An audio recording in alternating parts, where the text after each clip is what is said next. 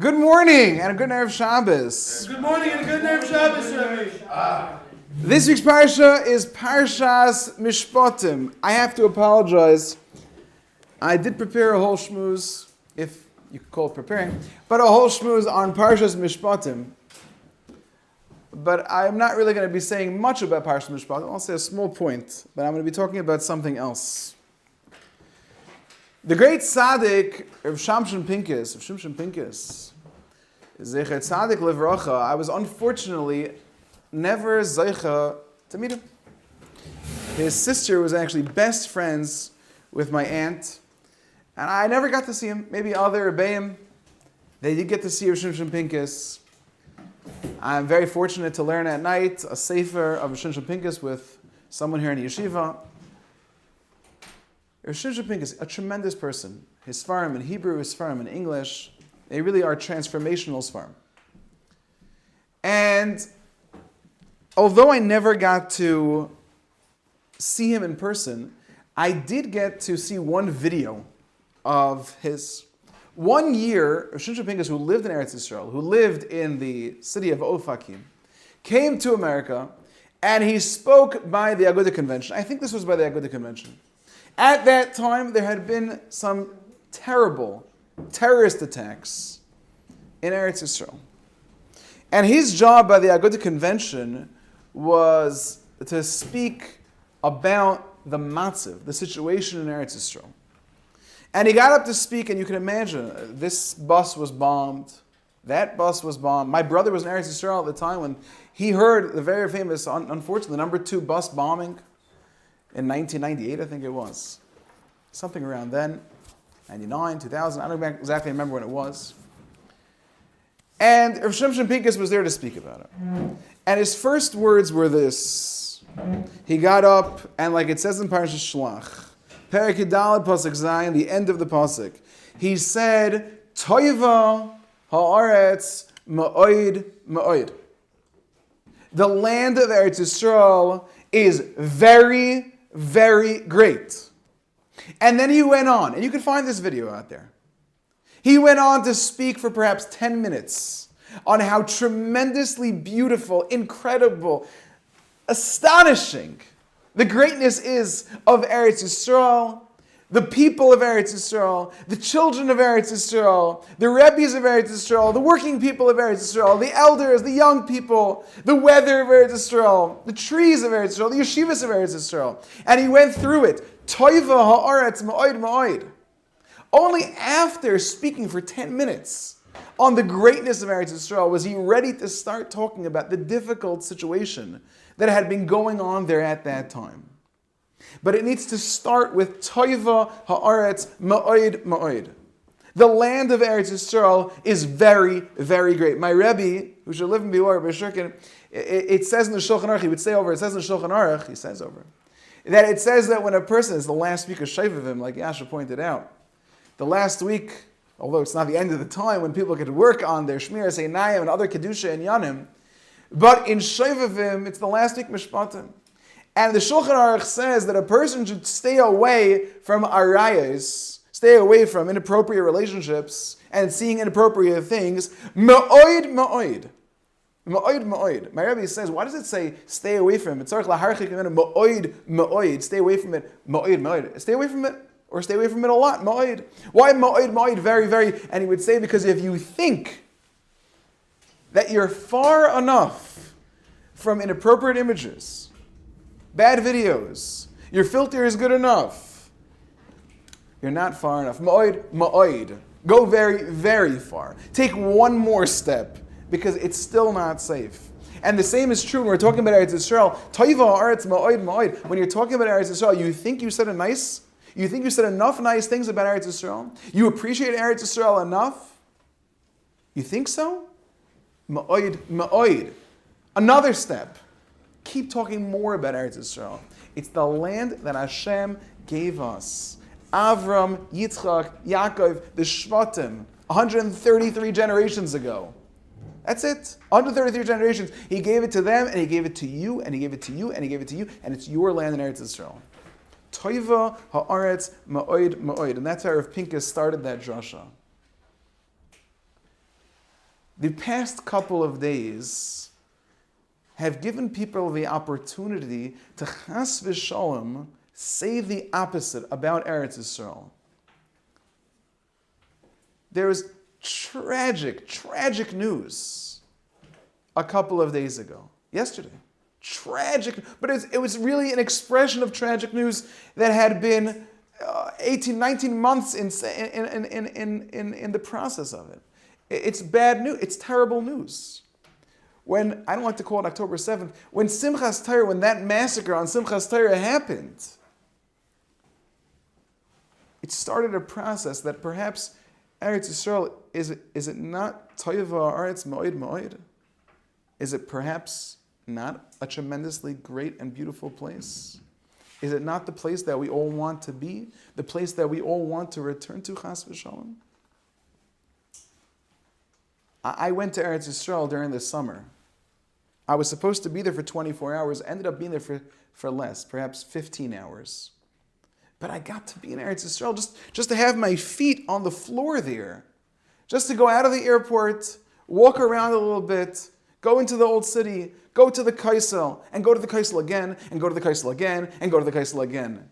In 8 hours, I spent with my cousin. I went to the Kaisel, I went to Kever Rachel, I went back to the Kaisel, I went to my yeshiva, I went to my Rabbi, I sat with him for 2 hours, I went to yeshiva, I went to the Kaisel. I went to Eretz Yisrael. Toiva Eretz Moed Moed.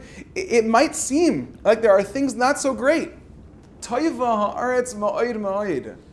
And yesterday people knew that there was going to be some not so great news.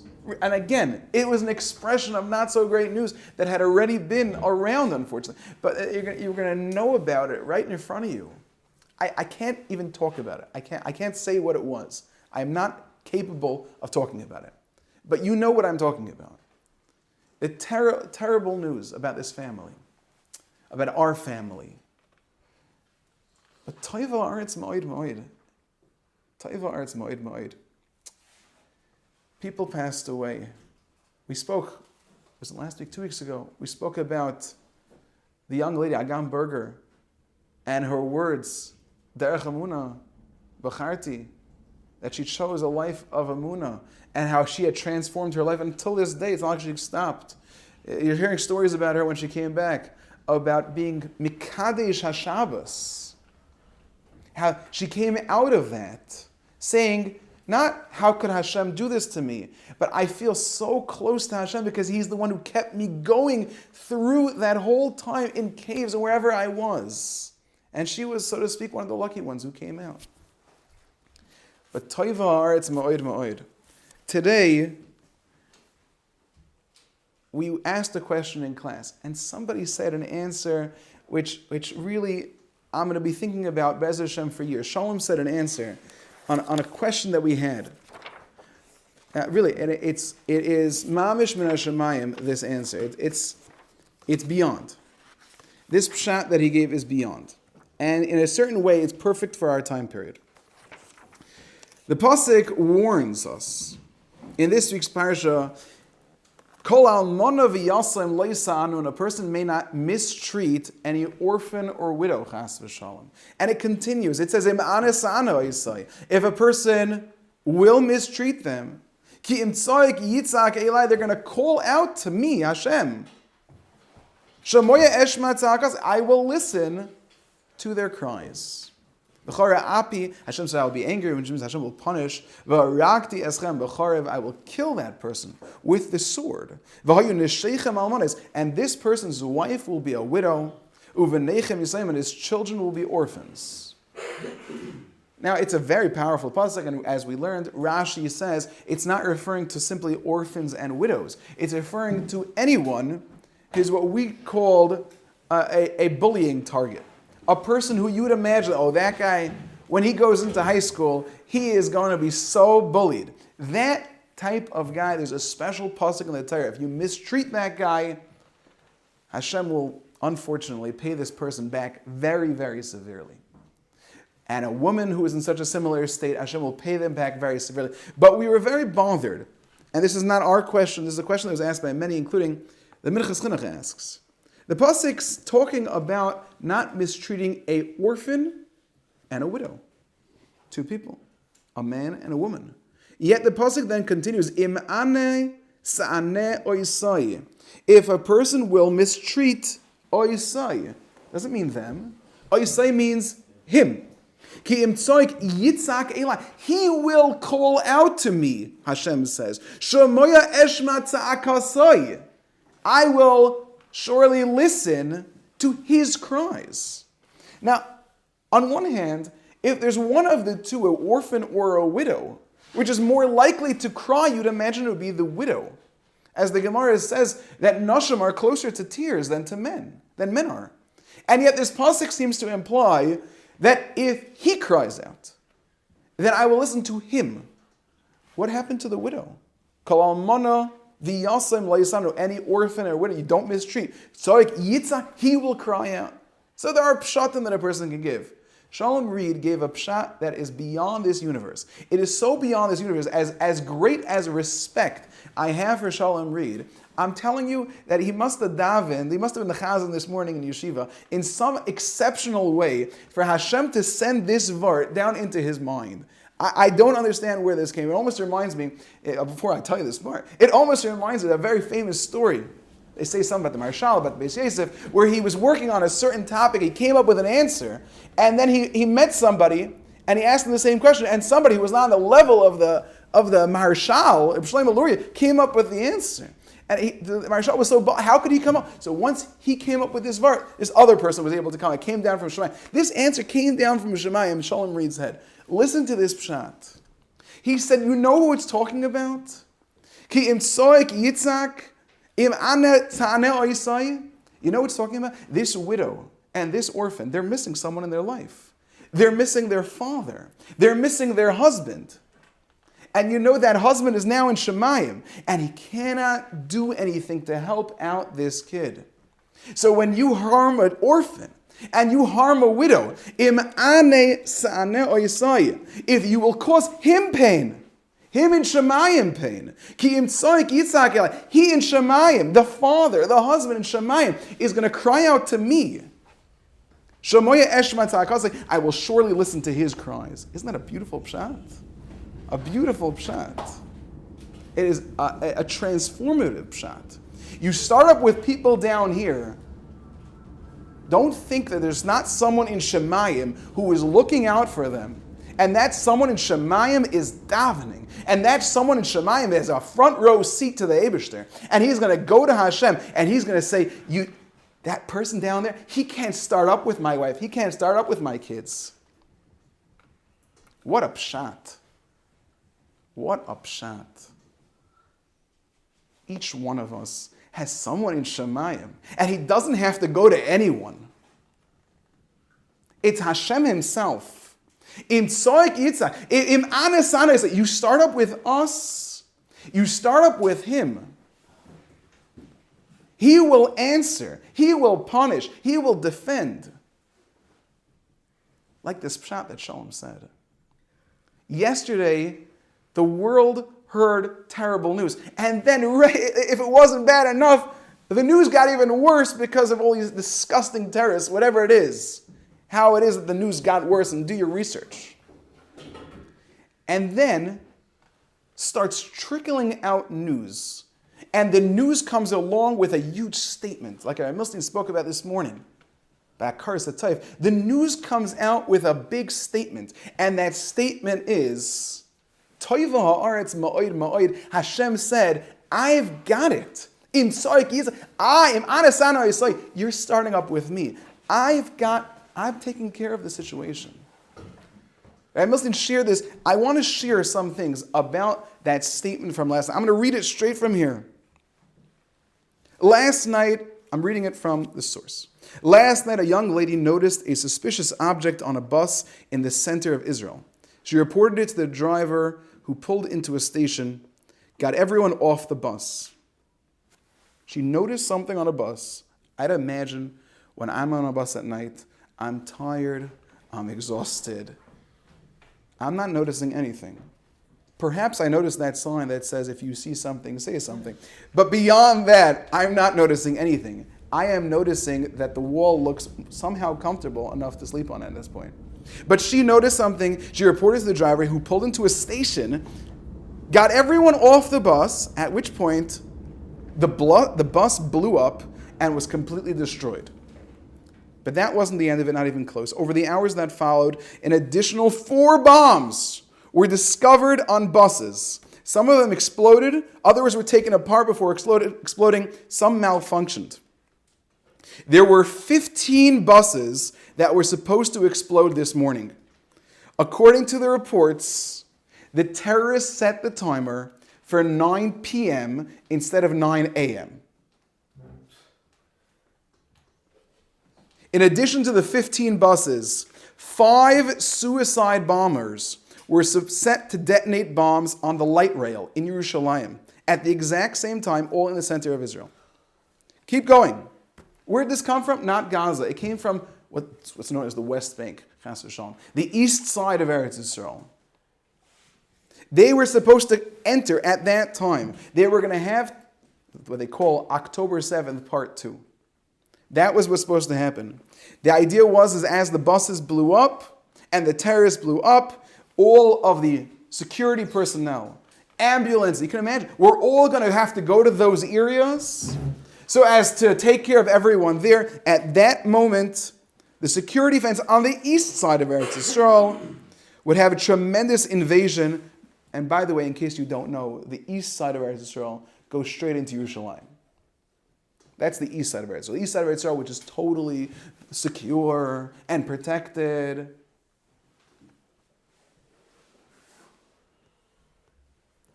It continues, it continues, it continues. It was supposed to be right during rush hour, 9 o'clock in the morning, in the heart of Eretz Yisrael. I decided, why not have a little fun? I'm curious, what does ChatGPT have to say about this?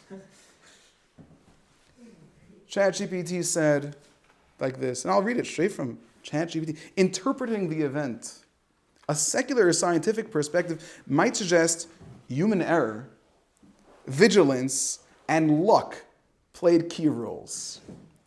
A religious perspective might interpret this as divine intervention. That's what it says. I said, what are the chances? 1 in a million? 1 in a billion? And it goes through. This is 1 in 1,000. This is 1 in 10,000. This is 1 in 33,000. This is this. This is this. The conclusion is, according to ChatGPT, a rough estimate is at least 1 in a trillion. Based on these rough estimates, the probability of this entire sequence of events occurring is around 1 in a trillion. While each individual event might have a reasonable probability on its own, the combination of all of them occurring in the exact sequence necessary to prevent mass casualties is so unlikely that many would indeed consider it miraculous. Quote unquote from the new Mashgiach of Or Shlomo, ChatGPT.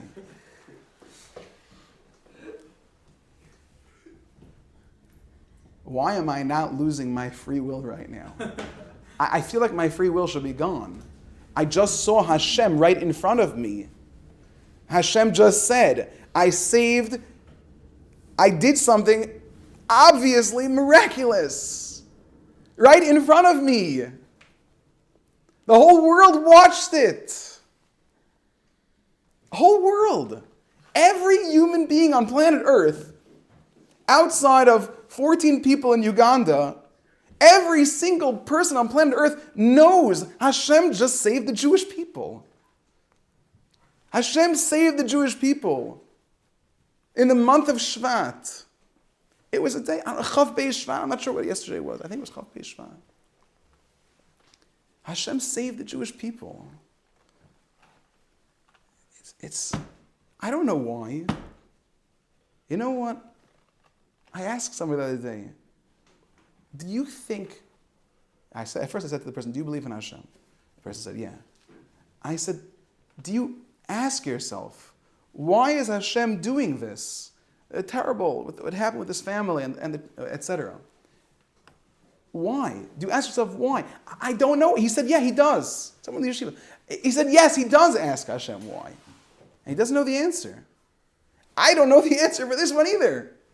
I don't know. Except Shalom's Pshat. And Shalom's Pshat is, Im ane sa'ane oisai ki im soik yitzak elai shamoya eshmatza akasai. Hashem said, I will be the one to answer. I will be the one to protect you. I've got it all covered. Somebody once said to me, the Israeli military, they're amazing. I said to him, the soldiers, 100%, they're special people. Many special people dedicating themselves to protect the other Yidden. It's a tremendous thing. But they literally do not have enough bullets to kill every Arab on planet Earth. If all the Arabs would simply walk to Israel, and just all the ones that really, really hate us, which is aka all of them. But if all of them would come, and they would simply walk, Israel doesn't have enough bullets and bombs to shoot them all. They don't have the skill. If you know a little about Israeli history, you don't have to, you can go back to October 7th, but if you know a little bit about Israeli history, you will see the greatness of the Israeli military is quite a joke. Their greatest military successes were actually their greatest military failures. The greatest military success in Israel history was what? The 6-Day War. If you go do research on the 6-Day War, you will see it is mistake after mistake after mistake, and im ane sana oisai, I will take care of it, because these fellows, they have no idea what they're doing. The Air Force, the IDF, the military intelligence, the Mossad, the Shin Bet, they have no idea. No idea. The only people who know what they're doing in Israel are Israeli taxi drivers. How they survive when they drive, I have no idea. They must have hashgacha pratis on them at all times. But beyond the Israeli taxi driver, who will tell you that he knows everything more than everybody else anyway. But besides for that, we have no idea. Except one thing. Ein lanu lihishoyin elo avinu shebashamayim. We've got no one else who's taking care of us. When you get to Shabbos this week, and you sing the Zmiras, and if you sing Karibon Olam, Hashem, you're the master of the universe, think, I just saw it. Don't forget. Shalom Aleichem, the Malachim that are coming to your house. Maybe they have good tidings from their friend, the Malachim, who are in Eretz Yisrael, saving the day. The Geschmack of Shabbos, what an opportunity to turn off the phones, to sit down with a little peace and quiet, and start to actually pay attention to the Kriyas Yamsuf we just saw in front of us. Wow. Be'ez Hashem, you should have a beautiful Shabbos. You should imbue yourself with it. I should imbue myself. I want to lose my free will from this. Be'ez Hashem, we should have a beautiful Shabbos, a delicious Shabbos, Hatzlacha and Bracha, and Yir Shemayim Be'ez Hashem.